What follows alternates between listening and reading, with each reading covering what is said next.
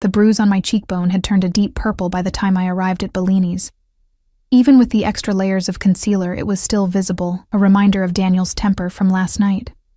I tucked a strand of my dark hair behind my ear, trying to hide the mark as I pushed through the heavy oak doors of the restaurant. "You're late again, Sophia," Marco, the floor manager, hissed as I hurried past. His eyes narrowed on the bruise before he looked away.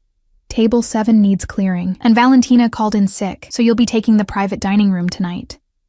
I nodded, already reaching for my apron. The private dining room. My stomach twisted. Reserved for special clients, it meant extra tips, but also unwanted attention from wealthy men who thought their money could buy anything. Or anyone. "Sorry, my brother needed a ride to work," I lied, feeling the weight of it on my tongue. In reality, Joey had spent the morning helping me cover the bruise, his eyes dark with rage. "I'll touch that bastard if he ever lays a hand on you again," he'd promised, his fingers gentle on my face, such a contrast to his words. The restaurant hummed with the quiet conversations of Milan's elite.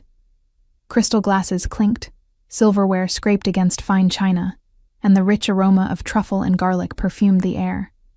I moved between tables like a ghost, invisible to the patrons except when they needed something. That's how I preferred it, to remain unseen, unnoticed. Safer that way. I was clearing a table when I felt it. That peculiar sensation of being watched. The fine hairs on the back of my neck stood up, and my hands grew clumsy, nearly dropping an expensive crystal glass. Slowly, I turned toward the feeling. He sat in the far corner, partially hidden in shadow. Even from a distance, I could sense his power. It radiated from him like heat. A perfectly tailored black suit hugged broad shoulders, and a crimson tie provided the only splash of color, like fresh blood against snow. 2 men flanked his table, standing rather than sitting, their hands clasped in front of them, eyes constantly scanning the room. My breath caught in my throat as his gaze locked with mine. Dark eyes, nearly black, studied me with such intensity that I felt physically touched by his stare. He didn't smile, didn't nod, just watched. "That's Vittorio Ricci," whispered Elisa, another waitress, suddenly at my elbow. "He owns half of Milan's financial district and the other half doesn't cross him if they know what's good for them." I pulled my eyes away, forcing myself to continue working. "Why is he here? He doesn't usually come to Bellini's, does he?" Elisa shook her head, her blonde ponytail swaying. "No. First time I've seen him here. Marco is practically having a heart attack in the kitchen. Apparently, Ricci just showed up unannounced with his guards." 2 hours passed, and I managed to avoid the private dining room where Ricci had eventually moved. Other waitresses had been assigned to serve him and his guests who had arrived later. I was grateful for the reprieve, keeping myself busy with the main floor tables, ignoring the occasional glances thrown my way from the partially open door of the private room. It was nearing midnight when Marco grabbed my arm as I passed the kitchen. "Sophia, Ricci is asking for you specifically."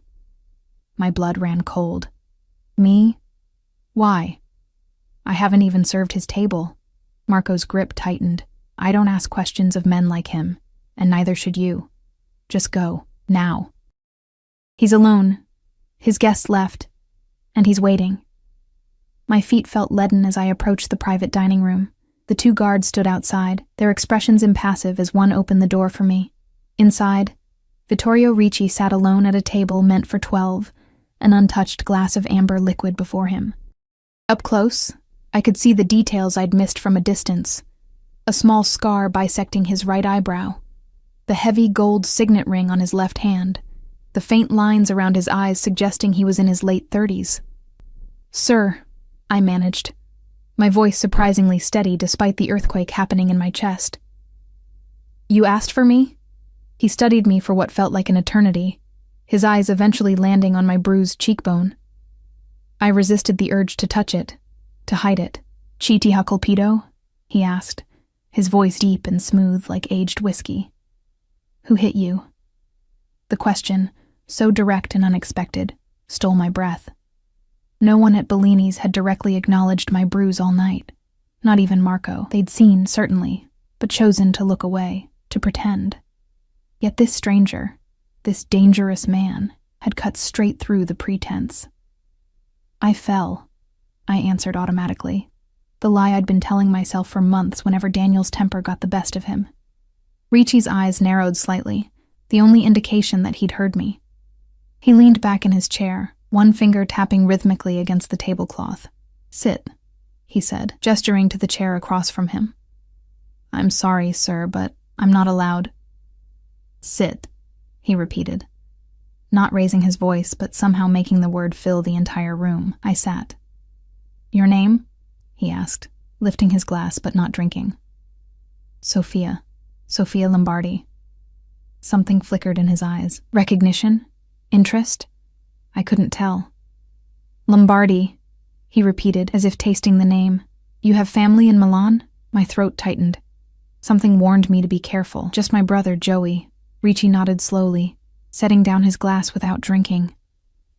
"And who does your brother work for, Sophia Lombardi?" Fear prickled along my spine. Why was he asking about Joey? My brother worked as a mechanic, occasionally taking side jobs that paid cash. He never talked about them, and I never asked. We had an unspoken agreement. He didn't question my bruises, and I didn't question his late nights or unexplained cash. "He's a mechanic," I said, keeping my answer simple. Ricci's lips curved into something resembling a smile, though it never reached his eyes. "Is he? And does this mechanic know someone is marking his sister's beautiful face?" Heat rushed to my cheeks, partly from embarrassment, partly from the unexpected compliment embedded in his question. "It's nothing. It's not nothing," he said softly, dangerously. "Men who hit women are cowards. They deserve to be punished." A chill ran through me. There was something in his tone, a promise of violence that should have frightened me but instead made me feel strangely protected. I looked down at my hands, twisted together in my lap. "Tell me his name," Ricci said. "No," I whispered, surprised at my own defiance. "It's not. He doesn't mean to. He just gets angry sometimes." Ricci leaned forward and I instinctively shrank back. He noticed, his eyes darkening. "You defend him. Interesting." He reached into his jacket and pulled out a business card, sliding it across the table. "When you decide you deserve better, call this number." I stared at the card. It was blank except for a phone number printed in elegant black script. "I don't understand." "You will," he replied, standing smoothly. He towered over me, his presence making the spacious room feel suddenly small. "What time do you finish work?" The question caught me off guard. 2 a.m. He nodded once. "My driver will take you home." "That's not necessary." "It wasn't an offer." He cut me off, buttoning his suit jacket. "It's not safe for a woman to travel alone at that hour." Before I could protest further, he walked to the door, pausing with his hand on the handle. "The bruise," he said without turning, "should be treated with arnica. It helps with the swelling." Then he was gone, leaving behind only the scent of expensive cologne and the business card that seemed to burn against my fingertips. The rest of my shift passed in a daze. I kept expecting Ricci to return, but he didn't. The business card felt heavy in my apron pocket, a weight I was acutely aware of with every movement. When 2 a.m. arrived, Marco stopped me before I could grab my coat. "There's a car waiting for you outside," he said, his expression unreadable. "Black Mercedes." "I can take the bus," I insisted. Marco shook his head. "Not tonight, you can't. Go, Sophia. Don't keep him waiting." Outside, the night air was crisp with approaching autumn. True to Marco's word, a sleek black Mercedes idled at the curb, its engine a quiet purr in the night. A driver in a black suit stood beside the rear door, opening it as I approached. I hesitated, clutching my worn handbag to my chest. "Miss Lombardi," the driver said, his voice respectful.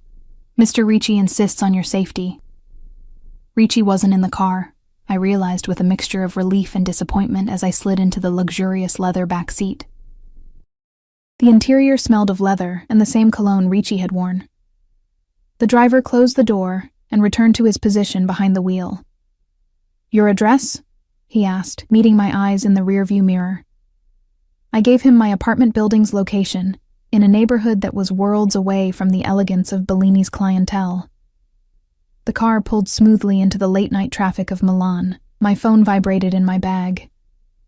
"Joey," I answered immediately. "Where are you?" His voice was tight with worry. "You should have been home by now." "I'm on my way," I assured him. "Got a ride." "A ride? From who?" The suspicion in his voice was clear. I glanced at the driver, who gave no indication he was listening. "I'll explain when I get home. Everything's fine." "Sophia, listen to me." Joey's voice dropped to a near whisper. "Stay away from Vittorio Ricci. If he's shown any interest in you, any at all, you need to—" The call cut off abruptly. I frowned, checking my phone. No service. Strange. "Problem with your call, miss?" the driver asked. "Lost connection," I muttered, unease growing in my stomach. How did Joey know about Ricci? And why the warning? The car stopped in front of my apartment building, the contrast between the luxury vehicle and the rundown surroundings almost comical. The driver opened my door. "Mr. Ricci would like to know if you'll be working tomorrow night," he said as I stepped out. My heart skipped a beat. "Yes." The driver nodded. "Good night, Miss Lombardi." I watched the Mercedes disappear into the night before turning toward my building. The stairwell light was out again, forcing me to use my phone's flashlight to navigate the 4 flights to my apartment. Joey should be home, probably pacing and waiting for an explanation about the ride and the cutoff call. But when I opened our apartment door, I was met with silence and darkness. "Joey," I called, flipping on the lights. His boots weren't by the door. His jacket wasn't on the hook. I moved through our small apartment, checking each room, a growing sense of dread filling me. His bedroom door was ajar, unusual for my privacy-conscious brother. I pushed it open. The room was in disarray, drawers pulled out, clothes scattered on the floor. Joey's phone lay on the bed, which explained why I couldn't call him back. But my brother was nowhere to be found. On his pillow was a single business card, identical to the one Ricci had given me hours earlier. My hands trembled as I pulled out my own card, comparing them. The same elegant black script, the same phone number. I sank onto Joey's bed, fear closing my throat as the realization dawned. By morning, my brother had vanished, and the only person who might know why was the dangerous man who'd asked me, "Who hit you?"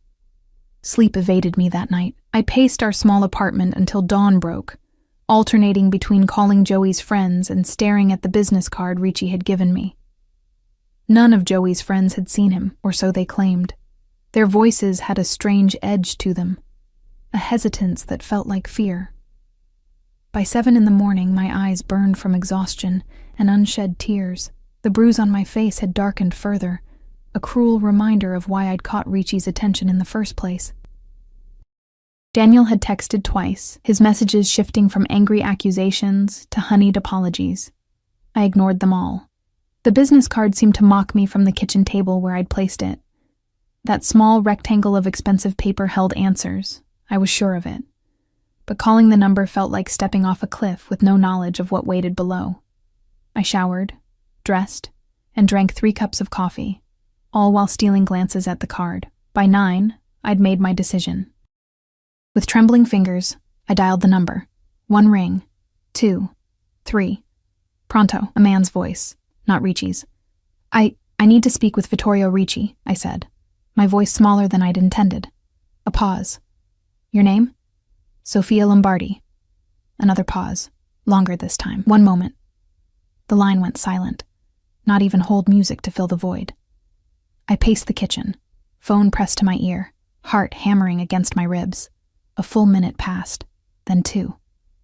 Sophia. Ricci's voice, warm and smooth, as if he'd been expecting my call all along. The Italian pronunciation of my name, Sophia instead of Sophia, sent an unexpected shiver down my spine. "Where is my brother?" I demanded, surprising myself with the strength in my voice. Straight to business. I admire that. There was a smile in his voice. "Your brother is safe. I want to see him." "Of course you do." He paused. "Are you at home?" The question sent a jolt of fear through me. "Why?" "Because I'm sending a car. Be ready in 20 minutes. "No, wait." But the line had already gone dead. I stared at the phone in my hand, panic rising in my chest. 20 minutes. What choice did I have? Joey was all the family I had left. If Ricci had him... I changed quickly into my best jeans and a simple blue blouse, applied minimal makeup, and tried to do something with my hair. The bruise stood out starkly against my pale skin, impossible to fully conceal. Exactly 19 minutes after Ricci's call, my phone buzzed with a text from an unknown number. Downstairs. The same black Mercedes from last night waited at the curb, the same driver holding open the rear door.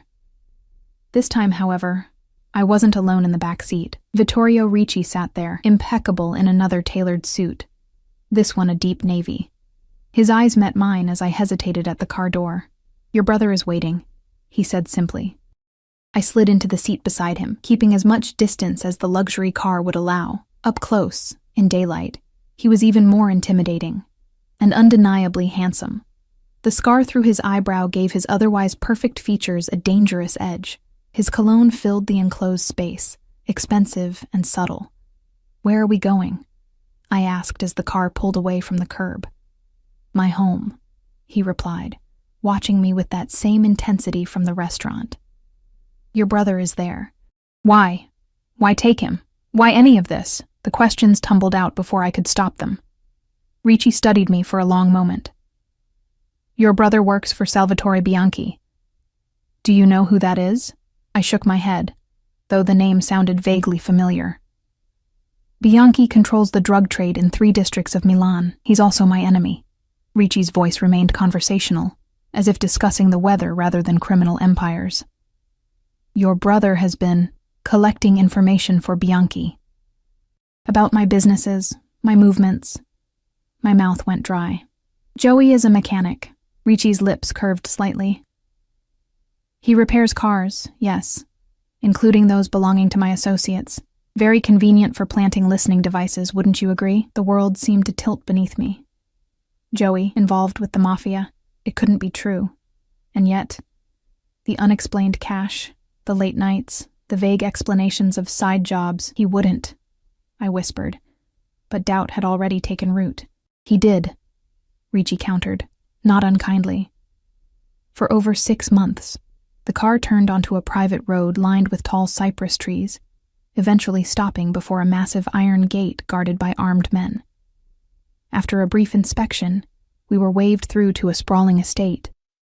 The villa at its center was a masterpiece of modern architecture blended with classical Italian design, glass and stone and soaring ceilings. Ricci escorted me inside, his hand barely touching the small of my back, yet somehow burning through the fabric of my blouse. The interior was minimalist but luxurious. Armed men stationed discreetly throughout made no attempt to hide their presence. "Where is Joey?" I asked again, as he led me through a vast living area. "Soon," he promised, guiding me to a sunlit terrace overlooking immaculate gardens. A table had been set for breakfast. Fresh fruit, pastries, coffee. "Sit. Eat something." "You look exhausted." "I'm not hungry." It was a lie. I hadn't eaten since yesterday's lunch shift at the restaurant. Ricci pulled out a chair. "Sit anyway." I sat, if only because my legs felt ready to give out. He took the seat across from me, signaling to a waiting staff member who immediately poured coffee for us both. "Why am I here?" I asked, wrapping my hands around the warm cup. If this is about Joey's work, I knew nothing about it.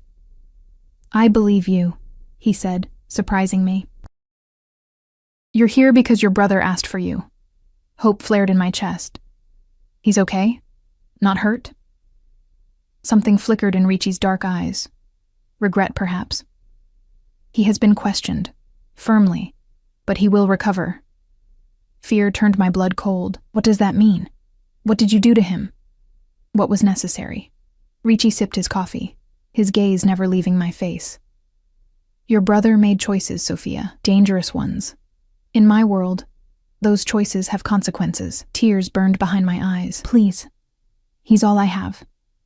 "Not anymore," Ricci said quietly. Before I could process what he meant, a side door opened. 2 of Ricci's men entered, supporting Joey between them. My brother's face was bruised, one eye swollen shut, his lips split. He limped heavily as they guided him to a chair at the table. "Joey!" I rushed to him, hands hovering uncertainly over his injuries. "Oh God, what did they do to you?"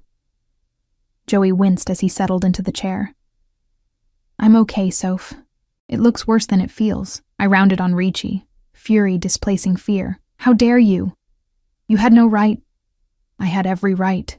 Ricci cut me off, his voice suddenly hard. Your brother betrayed my trust, endangered my people. The traditional punishment would have been much more permanent. Joey grabbed my hand. Sophia, stop. He's right. I knew what I was doing, knew the risks. Salvatore promised good money, protection. His eyes, one bloodshot and damaged, found mine. I did get us out of that neighborhood, away from Daniel. The mention of Daniel's name in front of Ricci made me flinch. Joey noticed, his grip on my hand tightening. Is that why you never did anything about him? I asked softly. Because you were working for Bianchi and couldn't risk drawing attention. Joey nodded, shame evident in his expression. I thought I could handle it all, make enough money to get us out, keep my head down. But then Ricci's men found one of the bugs I'd planted.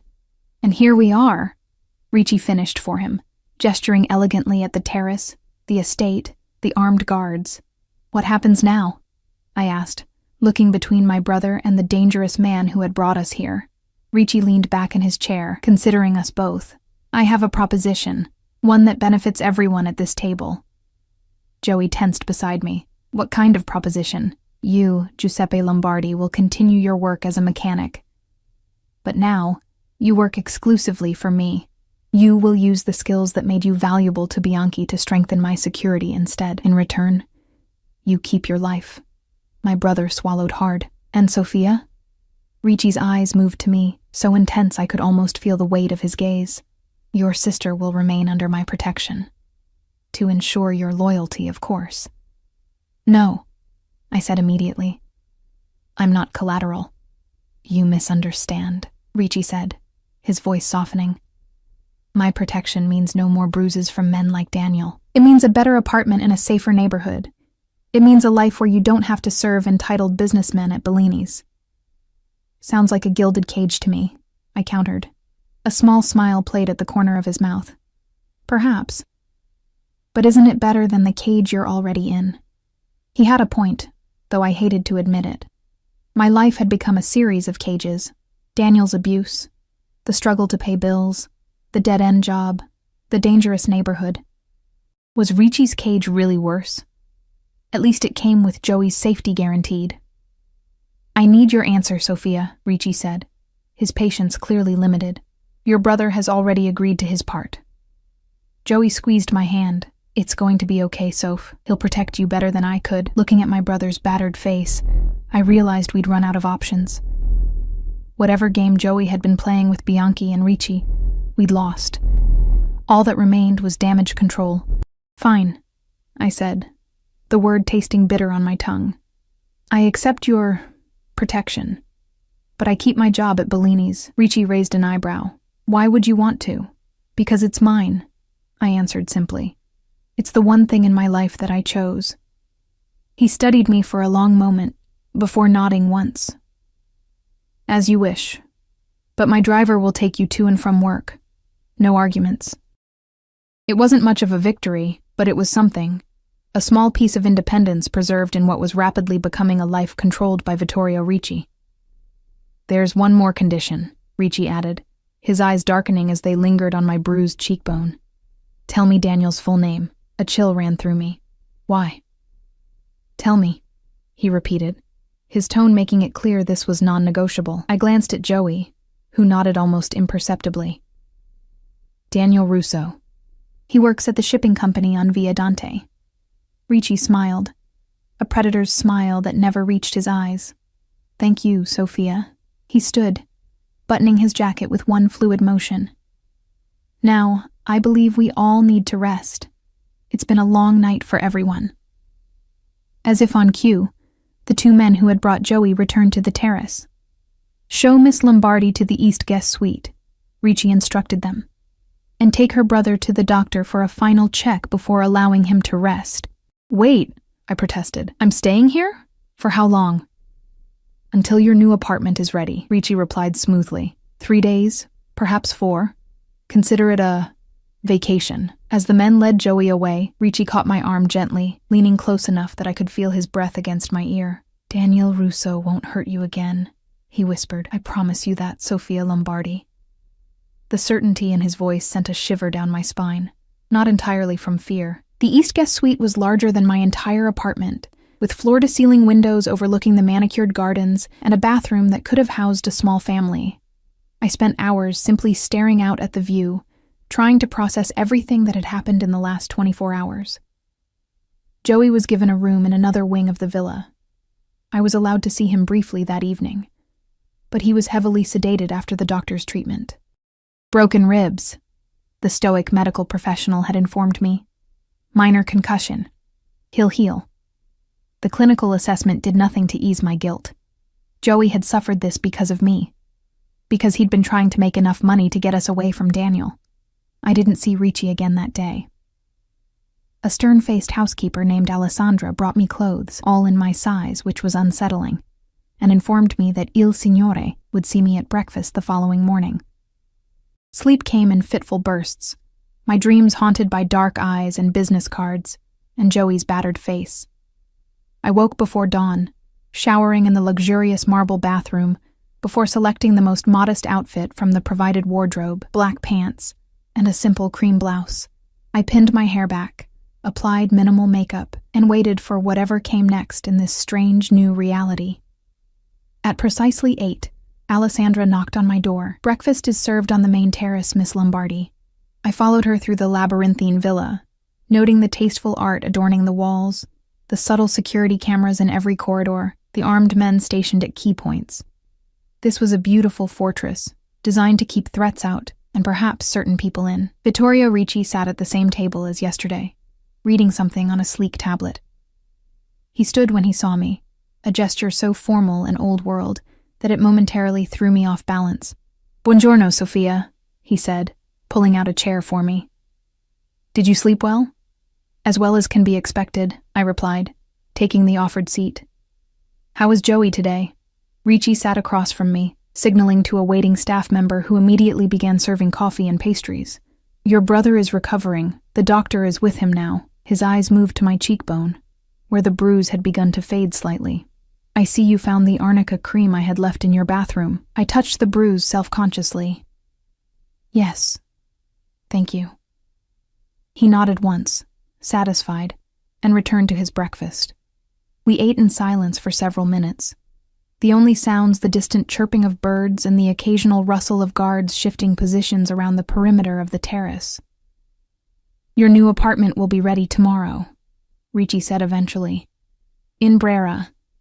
I think you'll find it suitable." Brera, one of Milan's most exclusive neighborhoods, with its art galleries and upscale boutiques, light years away from my current reality.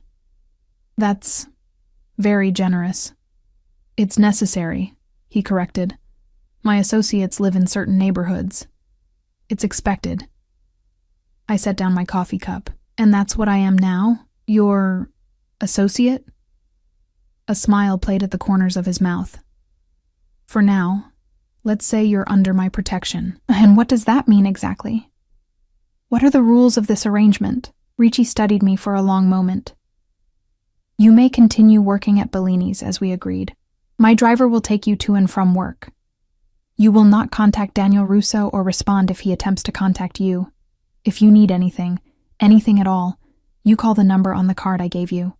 "That's it?" I asked skeptically. "For now." He folded his napkin precisely. "Though I would like to request the pleasure of your company for dinner occasionally." The word request seemed at odds with the man before me, who clearly wasn't accustomed to being denied. "And if I refuse?" Ricci's eyes darkened slightly. "You won't." Before I could respond, his phone vibrated on the table. He glanced at it, his expression hardening instantly. "Excuse me," he said, standing. "A matter requires my attention. Please, finish your breakfast. Alessandra will show you to your brother when you're ready." He left with swift, purposeful strides, barking rapid Italian into his phone as he disappeared into the villa. I sat alone on the terrace, surrounded by luxury and beauty, and the persistent feeling of being trapped. After breakfast, Alessandra led me to Joey's room. My brother looked better than yesterday, though the bruising around his eye had darkened considerably. He sat propped up in bed, his torso heavily bandaged beneath a loose t-shirt. "Hey, Soph," he said, attempting a smile that turned into a wince. I sat carefully on the edge of his bed. How are you feeling? Like I got hit by a truck. He shifted, grimacing. But I'll live. Ricci's doctor knows his stuff. I took his hand, noting the bandages around his wrists. Joey, what have you gotten us into? He looked away. I didn't mean for you to get involved. That was never the plan. What was the plan? Working for a drug dealer? Spying on Ricci? My voice rose despite my efforts to stay calm. Do you realize how dangerous these people are? Of course I do, he snapped, then immediately softened. I'm sorry. It's just... Bianchi approached me 6 months ago. One of his guys brought in a Ferrari for repairs, saw I had skills. They offered good money to install some custom modifications, bugs, GPS trackers. It seemed simple at first. He swallowed hard. Then they asked me to plant devices in cars that came into the shop belonging to Ricci's people. And you didn't think that might be risky? I did it for us, Sophia. His eyes, one still swollen, filled with tears. To get enough money saved so we could move somewhere better, somewhere Daniel couldn't find you. The mention of Daniel sent a familiar chill down my spine. Speaking of, have you heard anything? Joey's expression changed, something dark flitting across his features. No. But Ricci asked me a lot of questions about him yesterday. A knock at the door interrupted us. Alessandra entered, her face impassive as always. Miss Lombardi, Il Signore requests your presence in his study. Joey squeezed my hand. Be careful, Soph. Ricci may seem civilized, but remember what he is. I nodded, kissing my brother's forehead before following Alessandra through the villa. She left me outside a heavy wooden door, knocking once before disappearing down the corridor. Enter! Ricci's voice called from within. The study was everything I expected. Leather-bound books, antique desk, the scent of cigars and leather. What I didn't expect was the man kneeling on the floor, face bloody and swollen, hands bound behind his back. Ricci stood behind his desk, jacket removed and sleeves rolled up, revealing powerful forearms marked with faint scars. 2 guards flanked the kneeling man. My breath caught in my throat as the man looked up, his terrified eyes meeting mine. Daniel. Ah, Sophia, Ricci said, his voice deceptively casual. I apologize for the unpleasant scene. I wasn't expecting you quite so soon. I couldn't move, couldn't speak. Daniel's face was barely recognizable through the blood and swelling. His left eye was completely closed, his lips split in multiple places. Sophia, Daniel whimpered. Help me, please. Ricci moved around the desk with fluid grace, coming to stand beside me. Daniel and I have been having a conversation about respecting women, about consequences. My legs trembled beneath me. What are you going to do to him? That, Ricci said softly, depends on you. On me? He nodded, dark eyes studying my reaction. This man marked your beautiful face. He hurt what belongs to me. The traditional punishment would be severe. I don't belong to you, I whispered, even as something deep inside me responded to his possessive words. A small smile curved his lips. Not yet. But you accepted my protection, Sophia, and I protect what's mine. Daniel sobbed on the floor. I'm sorry, Sophia. I never meant... I just get so angry sometimes. You know how I am. Ricci's expression hardened, his jaw tightening. Silence, he commanded, not even looking at Daniel. The room fell instantly quiet except for Daniel's ragged breathing. What do you want from me? I asked Ricci. Justice, he replied simply. Tell me what should happen to him. His fate is in your hands. I stared at Daniel, the man who had terrorized me for nearly a year, who had left bruises on my body and scars on my soul. Now he knelt broken and bleeding, at the mercy of a man far more dangerous than he could ever be. Let him go, I said finally. Ricci raised an eyebrow. After what he did to you, let him go, I repeated, finding strength in my voice. But make it clear that if he ever comes near me again, if he ever tries to contact me, I paused, surprised by my own next words. If he ever touches another woman, you'll finish this conversation. Something like respect flickered in Ricci's eyes. He turned to Daniel. You hear that? She's showing you mercy, more than you deserve. He leaned down, his voice dropping to a deadly whisper. But I am not so forgiving. If I ever see your face again, if I hear you've raised your hand to any woman, I will remove that hand. Understood?" Daniel nodded frantically, tears mixing with blood on his face. Ricci straightened, addressing his men. "Take him to the gate. Make sure he understands the conditions of his parole." The guards hauled Daniel to his feet and dragged him from the room. As the door closed behind them, Ricci turned to me. "You surprise me, Sofia Lombardi," he said softly. "Most would have wanted revenge. This isn't mercy," I replied. "Living in fear of you is punishment enough." He moved closer, close enough that I could smell his cologne, feel the heat radiating from his body. "Are you afraid of me, Sophia?" "Yes," I admitted, "but not in the way Daniel should be." Ricci reached up slowly, giving me time to pull away. When I didn't, his fingers gently traced the outline of the bruise on my cheekbone. "No man will ever mark you again," he promised, his voice rough with emotion. "Not while I breathe." The intensity in his eyes should have frightened me. Instead, it made something warm unfurl in my chest, something I hadn't felt in a very long time. Safety. "Why me?" I whispered. "You could protect anyone. Why choose me?" His thumb brushed lightly across my lower lip.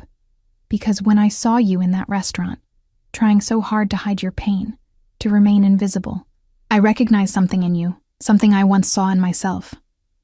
"What?" "Survival," he said simply. "The will to endure, to bend without breaking." His hand moved to cup my cheek. "You are stronger than you know, Sofia Lombardi." I should have stepped away, should have maintained distance from this dangerous man whose world I'd been unwillingly pulled into. Instead, I leaned into his touch, just slightly, my eyes fluttering closed for the briefest moment. When I opened them again, Ricci was watching me with an expression I couldn't quite decipher, hunger mixed with something softer, almost tender. "Go to your brother," he said, dropping his hand. "I have business to attend to, but tonight, you will join me for dinner. 8 o'clock. It wasn't a request, but somehow I didn't mind. The dress was a deep burgundy, the color of rich wine, or blood. It hung in the closet of my suite, alongside other garments I hadn't selected, all in my exact size. This one had been specifically laid out for dinner, with a handwritten note from Alessandra. "Il Signore suggests this one." I slipped it on, the silk caressing my skin like water. It fit perfectly, hugging my curves before falling gracefully to just above my knees. The neckline was modest, but flattering, the back dipping just low enough to be elegant without being risque. With my dark hair swept up and minimal jewelry, simple diamond studs that had also mysteriously appeared on my vanity, I hardly recognized the woman in the mirror. The bruise on my face had faded considerably, thanks to the arnica cream and time. With careful makeup application, it was now barely visible, a ghost of what Daniel had done, disappearing a little more each day. At precisely 5 minutes to 8, Alessandra knocked on my door. "Il Signore awaits you in the dining room." I followed her through the villa's corridors, my heartbeat quickening with each step. Something had shifted between Ricci and me in his study that afternoon. A boundary crossed, an understanding reached. I wasn't sure what awaited me at dinner, but I knew it would be a turning point. The dining room was intimate despite its grandeur, with a table set for two and candles casting a warm glow over the space. Ricci stood as I entered, his eyes moving appreciatively over me. "Sei bellissima," he said softly. "You are beautiful." "Grazie," I replied, one of the few Italian words I knew with confidence. He held out my chair, waiting until I was seated before taking his own place. A server immediately appeared, pouring wine and presenting the first course.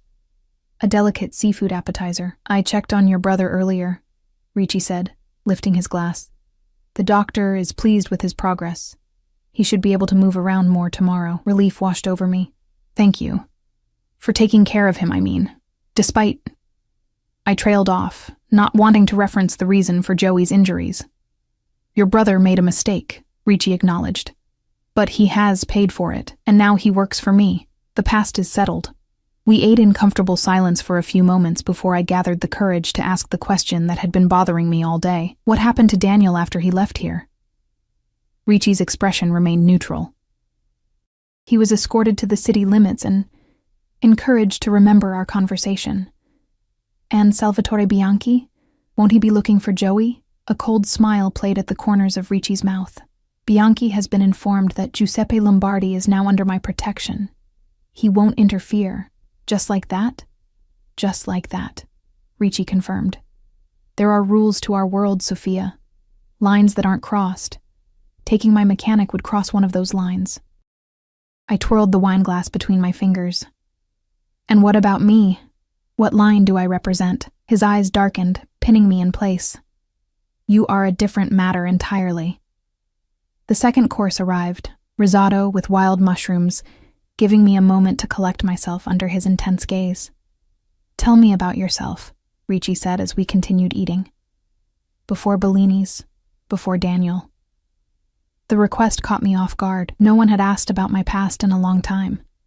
There's not much to tell. My parents died when I was 19. Car accident. Joey was 16. I dropped out of university to take care of him. Worked whatever jobs I could find. We moved to Milan 3 years ago when Joey got the mechanic position. And what were you studying before you had to leave? Art history, I admitted, somewhat embarrassed by how impractical it seemed.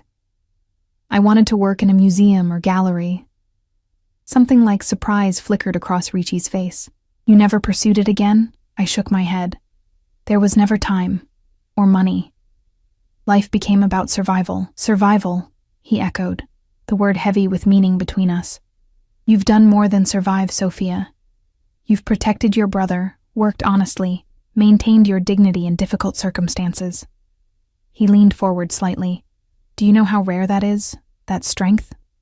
Warmth bloomed in my chest at his words.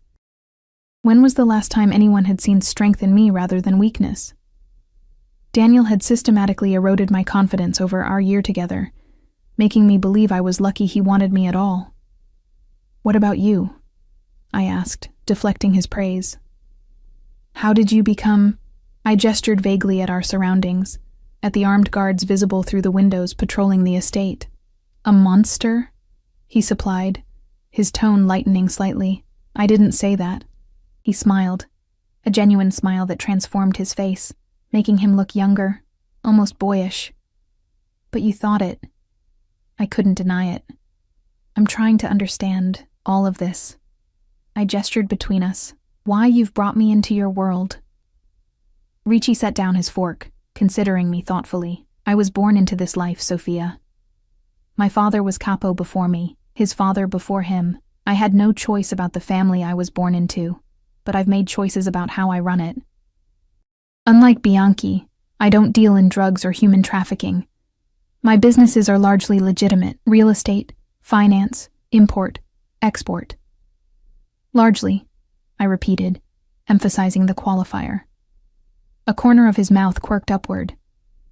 There are aspects that operate in gray areas, yes, but there are lines I don't cross. The third course arrived, a perfectly cooked sea bass, along with a fresh bottle of wine. And what about women? I asked, emboldened by the wine and his apparent openness. Where do they fit in your world? His expression grew serious. My mother was the heart of our family until cancer took her 5 years ago. She taught me that a man's treatment of women reveals his true character. In our world, women are either respected or they are not. There is no middle ground. And which am I? I challenged, my voice softer than intended. Ricci's eyes locked with mine, intense and unwavering. You, Sophia Lombardi, are the first woman since my mother who has made me question my carefully constructed world. The admission hung between us, heavy with implication. I looked down at my plate, suddenly unable to maintain eye contact with the force of his gaze.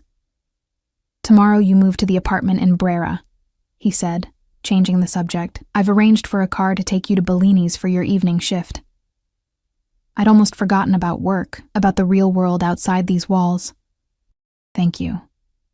One of my men will accompany you, discreetly, for your protection. Is that necessary? Daniel won't. It's not Daniel I'm concerned about. Ricci interrupted. Bianchi may see you as a way to get to your brother, or to me. The reminder of the dangerous world I'd been pulled into sent a chill down my spine. This is my life now, isn't it? Looking over my shoulder, being guarded, worrying about rivals and enemies I don't even know. Ricci reached across the table, his hand covering mine. His touch was warm, his fingers strong yet gentle. For now, yes, but I promise you, Sophia, you will adjust. And you will find there are compensations. Such as? I asked, my voice barely above a whisper, acutely aware of his hand still covering mine. Security, comfort, freedom from fear. His thumb stroked the inside of my wrist, sending shivers up my arm. And perhaps, in time, something more. The air between us seemed charged, electric with possibility. I should have pulled my hand away, maintained some boundary between us. Instead, I turned my palm upward, my fingers intertwining with his, almost of their own volition. I don't know if I can be what you want, I admitted, the words tumbling out before I could stop them. And what do you think I want? He asked, his voice low and intimate. A woman who accepts this world without question, who looks the other way when necessary, who doesn't mind the danger. Ricci's grip tightened slightly. What I want, Sophia, is a woman who sees me. Not the power, not the danger, but me. A woman with the strength to stand beside me, not behind me. A woman who challenges me, like you've done since the moment I asked who hit you, and you dared to lie to my face. A small laugh escaped me. That wasn't bravery. That was fear. Sometimes they're the same thing. He released my hand as dessert arrived. A delicate panna cotta with fresh berries. Enough serious talk for tonight. Tomorrow begins your new life. Let's enjoy this moment. We finished our meal with lighter conversation. Ricci asked about my favorite art, seeming genuinely interested in my passionate, if somewhat rusty knowledge of Renaissance painters. I learned he had studied economics at Oxford before being called home when his father fell ill. He made me laugh with stories of his childhood in this very villa, running from his tutors to hide in the gardens. By the time coffee was served, I felt strangely at ease with this complicated man, part ruthless crime boss, part cultured gentleman, altogether dangerous to my heart and soul. As if reading my thoughts, Ricci set down his cup. You're wondering if you're making a terrible mistake, getting too comfortable with the devil. I didn't deny it. Aren't I? Perhaps, he acknowledged. But consider this. You've spent a year with a man who hurt you, who made you small. Who's the real devil in that comparison? Before I could answer, his phone vibrated on the table. He checked it, his expression immediately hardening into the mask of the powerful capo. I must attend to this, he said, standing, but the night is too beautiful to waste. Would you walk with me in the gardens before retiring? I nodded, rising from my chair. Ricci offered his arm, a formal gesture that felt both old-fashioned and right. I slipped my hand into the crook of his elbow, feeling the solid strength of him beneath the expensive fabric of his suit. The gardens were illuminated by subtle lighting along the pathways, the October air crisp but not uncomfortable. We walked in silence, my mind racing with everything that had happened, everything that had been said. Your thoughts are very loud, Ricci commented, as we paused beside a fountain. I'm trying to reconcile the man who had Daniel beaten with the man who knows about Renaissance art and treats his mother's memory with such reverence. Ricci turned to face me, his expression serious in the moonlight. They are the same man, Sophia. I won't pretend to be something I'm not. I've done things that would horrify you. I'll likely do them again, but never without reason, never without honor. Is there honor in your world? I asked softly. In my world, it's all that separates us from true monsters. He reached up, his fingers brushing a strand of hair from my face with unexpected tenderness. I won't lie to you, Sophia, ever. That's my promise. As his hand lingered on my cheek, I found myself leaning closer, drawn to him despite everything I knew, everything I feared. His eyes dropped to my lips, his intention clear. The moment hung between us, fragile and charged. I knew if I let him kiss me, there would be no going back. I would be choosing this world, this life, this dangerous man. As if sensing my hesitation, Ricci stepped back slightly. It's late. You should rest. Tomorrow will bring many changes. Disappointment and relief warred within me, as he offered his arm again to escort me back to my suite. At my door, he lifted my hand to his lips, placing a gentle kiss on my knuckles. Buona notte, Sophia, he murmured against my skin. Dream of possibilities. As I closed the door behind me, I leaned against it, heart racing. I was falling for Vittorio Ricci, a man who commanded fear and respect in equal measure, who had beaten my brother and saved me from Daniel, who offered protection with one hand and danger with the other. And the most frightening part? I wasn't sure I wanted to stop falling. My new apartment in Brera was a dream, spacious and elegant with high ceilings, gleaming hardwood floors, and windows that flooded the space with natural light.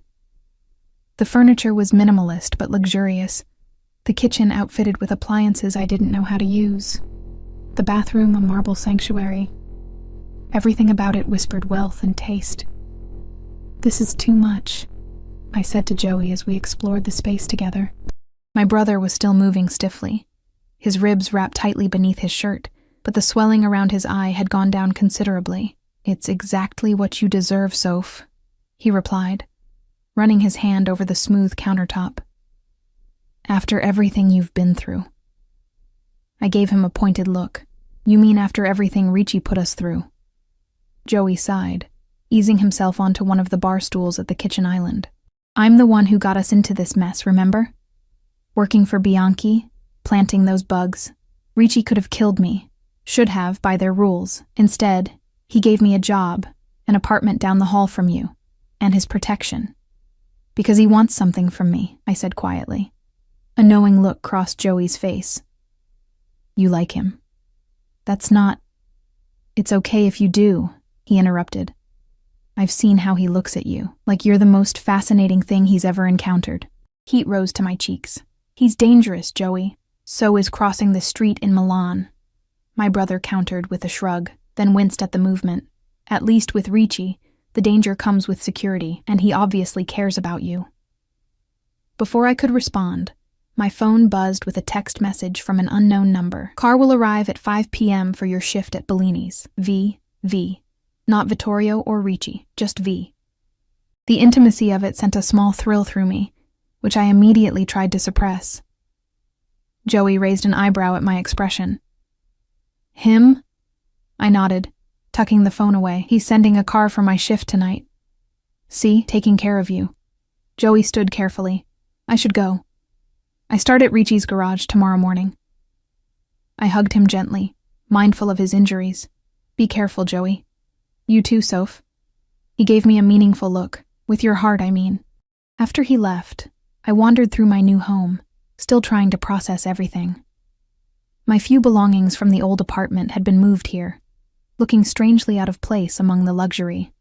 My worn paperbacks lined one shelf of the otherwise empty bookcase, my faded throw blanket draped over the pristine sofa. At precisely 5, the doorbell rang.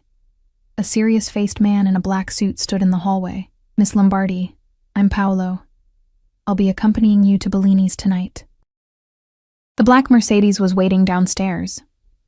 As we drove through Milan's evening traffic, I found myself searching the back seat, half expecting Ricci to be there as he had been yesterday morning. But I was alone, save for Paolo in the front seat and the driver. Arriving at Bellini's in a chauffeur-driven Mercedes with a bodyguard raised eyebrows among the staff. Marco, the floor manager, pulled me aside immediately. What's going on, Sophia? First Vittorio Ricci asks for you personally. Now you arrive like this? I kept my expression neutral. I've moved apartments. A friend arranged transportation. Marco looked skeptical but didn't press further. You're on main floor tonight. Tables 12 through 16. The shift passed in a blur of familiar motions. Taking orders, serving dishes, clearing tables. Several times I felt Paolo's watchful eyes from his position at the bar, where he nursed a single glass of water all evening. He wasn't obvious about his surveillance, but I was acutely aware of his presence. Just before midnight, Marco appeared at my elbow as I was inputting an order. Ricci is here, he whispered urgently. Table 20. He's asking for you. My heart skipped a beat as I turned toward table 20. Sure enough, Vittorio Ricci sat there, impeccable in a charcoal suit. 2 guards positioned discreetly nearby. Our eyes met across the restaurant, and he inclined his head slightly in acknowledgement. "I'll take over your other tables," Marco said, practically pushing me in Ricci's direction. "Don't keep him waiting." I approached Ricci's table, conscious of curious stares from both staff and patrons. He stood as I neared, a gesture of respect that wasn't lost on anyone watching. "Sophia," he greeted me, his voice warm. "I hope I'm not interrupting your work." "Not at all," I replied, hyper-aware of our audience. "Can I get you something, Mr. Ricci?" A ghost of a smile played on his lips at my formality. "Just a moment of your time. When is your break?" "In about 20 minutes." He nodded. "I'll wait." For the next 20 minutes I worked on autopilot, my mind racing. Why was he here? What did he want to discuss that couldn't wait until after my shift? When my break finally came, Marco practically shoved me toward the staff exit. "He's waiting in the alley. Private conversation," he said. Sure enough, Ricci stood in the alley behind Bellini's, his driver keeping the Mercedes running a few feet away. No guards were visible, though I suspected they weren't far. "I apologize for the dramatic setting," Ricci said as I approached. "But I needed to speak with you privately." "Is something wrong?" "Joey, your brother is fine," he assured me quickly. "This is about another matter, a potentially dangerous one." Alarm coursed through me. "What is it?" "Salvatore Bianchi has been asking questions about you," Ricci said, his expression grave. "My sources tell me he's discovered our connection." "What does that mean?" Ricci stepped closer, his voice dropping. "It means he may see you as a way to strike at me. I've doubled security at your apartment building, but I'm concerned about you working here. It's too exposed, too public." I crossed my arms, suddenly cold despite the mild night. "Are you asking me to quit?" "I'm asking you to consider it," he corrected. "For your safety. This job is all I have that's still mine," I said softly. "The one thing in my life that hasn't been completely upended." Ricci's expression softened. "I understand that, but your safety must come first. I can't hide forever. I can't live in a cage, even a beautiful one." He reached out, his fingers brushing my arm lightly. "What if I offered an alternative? A position at the Ricci Foundation's art collection, managing acquisitions, organizing exhibitions, using that art history education you never got to finish." I stared at him, stunned. "You're offering me a job? Working with art?" "It would be safer than here, and perhaps more fulfilling." His eyes searched mine. "Say yes, Sophia." The offer was tempting, so tempting it made my heart ache. To work with art again, to use the knowledge I'd abandoned when my parents died.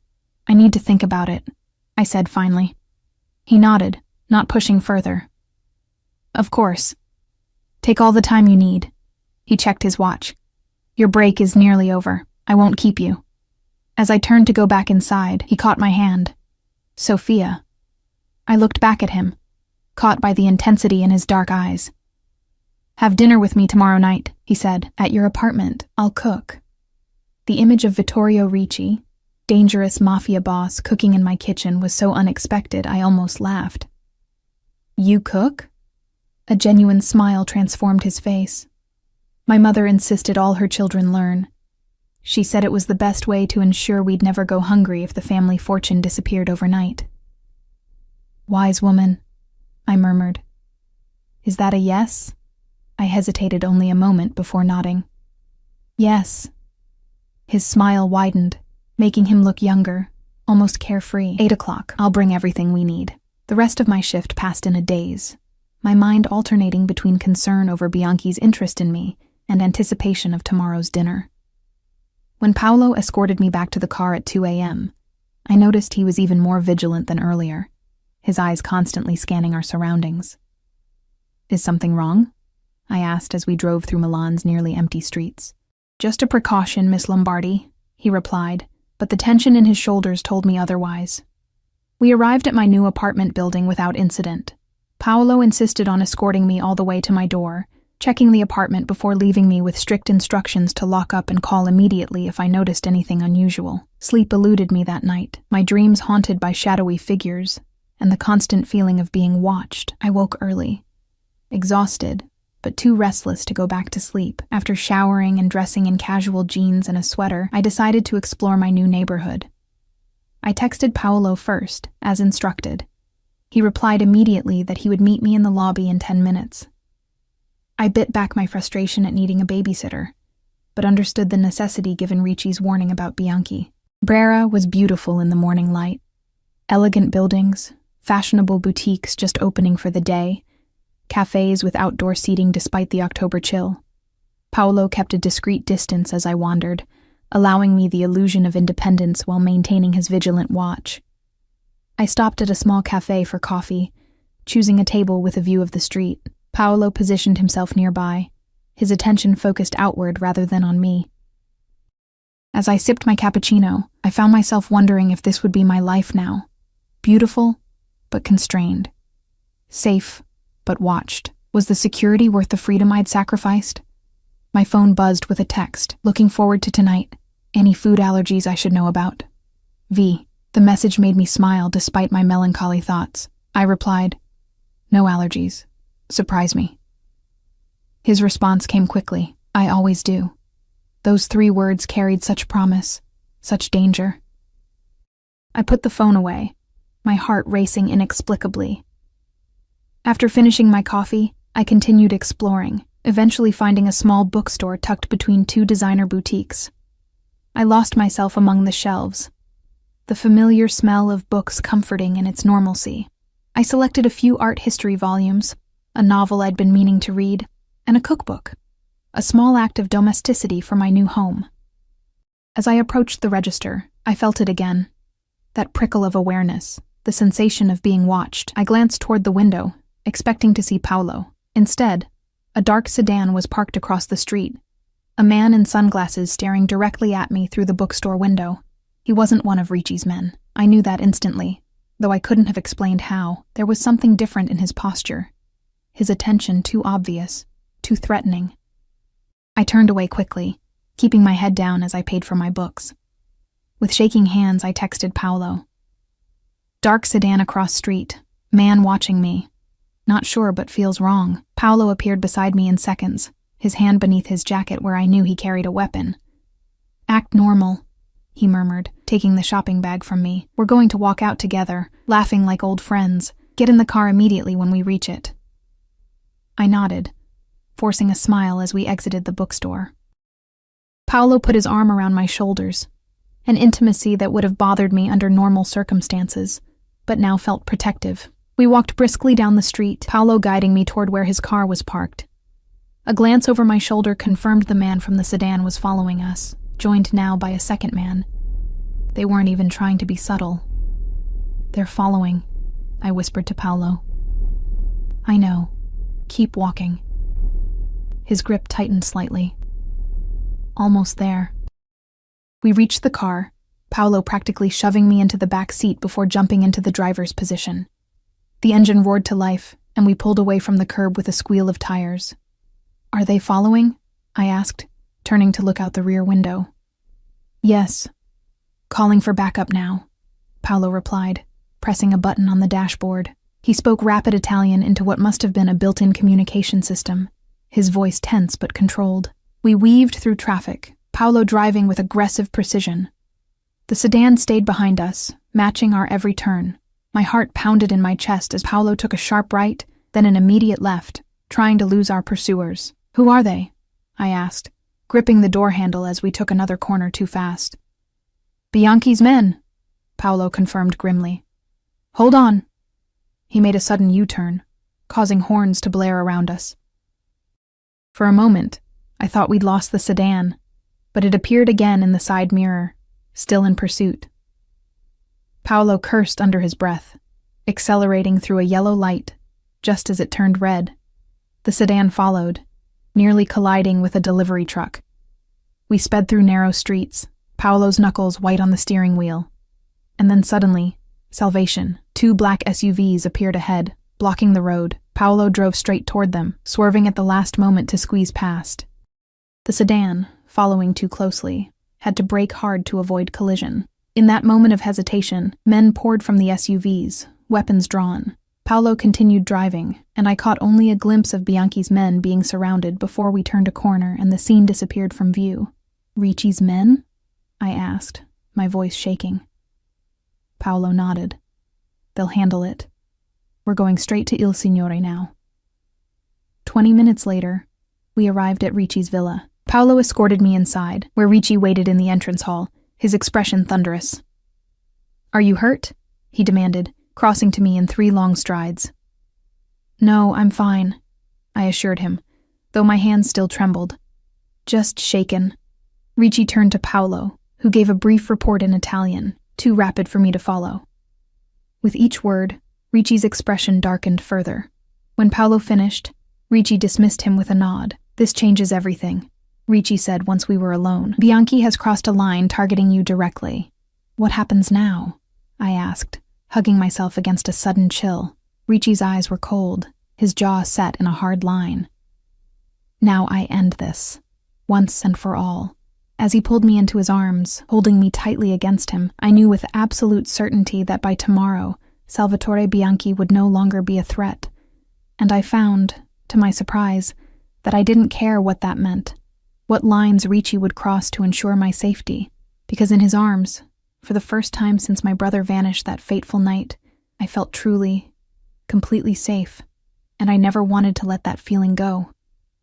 I choose you, I whispered against his chest. I choose this life.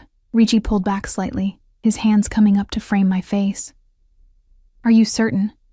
Once you step fully into my world, there's no going back. I met his gaze steadily. I'm certain. No more hiding. No more pretending I don't feel what I feel for you. Something fierce and possessive flashed in his eyes. Say it again. I choose you, Vittorio, I repeated, using his first name for the first time. All of you. The danger, the protection, everything. With a sound like a growl, he captured my lips with his. The kiss was everything I'd imagined and more. Passionate yet tender, demanding yet giving. His arms tightened around me, pulling me against the hard planes of his body as mine melded to his. When we finally broke apart, both breathing heavily, he rested his forehead against mine. Ti proteggerò sempre, he murmured. I will always protect you. And as he led me deeper into his villa, his hand warm and secure around mine, I knew that whatever came next, whatever dangers Bianchi posed, whatever challenges awaited us, I had found my place. Not in a cage, but at the side of a man who saw my strength when others saw only vulnerability. A man who, when he saw my bruises, had asked, "Who hit you?" and then had made sure it would never happen again.